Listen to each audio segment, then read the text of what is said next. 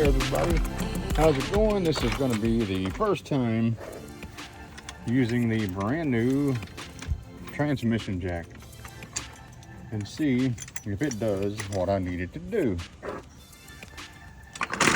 So what we're going to be doing is taking this DEF tank out of this Volkswagen Passat. Right now we just got the bumper loose so I can access the tank. So right now everything is already loose on this.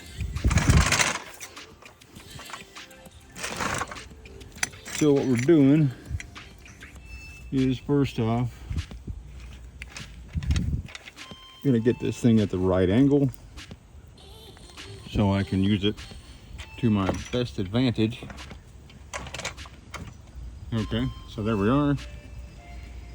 And so now the next thing I'm going to do is pull out the bolt here, and the front one, and then let this thing down. So give me just 1 minute and I'll get this going.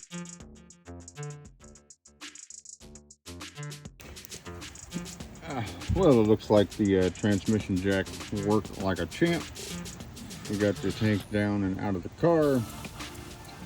Seems to look like everything is still intact. So next thing I got to do is remove the pump, replace the heater unit, and put it back in. So that's next. And if you do have to pull one of these out, and you have to do it by yourself, one of these little floor type transmission jacks works great. So this one I got from Home Depot. It's an OTC branded jack. Also, it's sold as a Bosch jack when I bought this one. So if you need a good one, this one works great. And not too crazy expensive, especially if it's something you're going to use more than once. Hey everybody, sorry, I'm trying to get this done quickly, so I'm forgetting a few things here, and like taking off this part. So you take off these 3 screws for the pump, lift the pump off, unplug it, flip it over to the side, and then you have to take what's similar to like a fuel tank top nut here, unscrew this, and then you can pull out the canister from inside here. Now you're going to clean this thing up when you're all done, because the reducing agent gets everywhere. It's kind of nasty. It turns to crystals. You also want to be very careful putting it back in so you don't break off that outlet, because it will get right in the way. So make sure when you're putting this back in the car that you're having the orientation correct. So anyway, we're going to stop here. I'm going to unscrew this, and then we'll move on. So actually, this unscrewed by hand, which is absolutely not normal.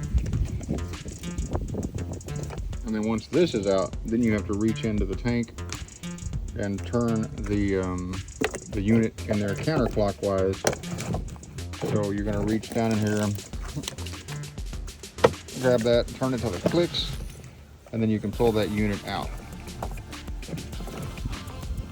Slowly remove it, that way you don't lose much of your fluid and get that crystallized, crusty stuff all over your driveway or your garage floor. So once this thing is out,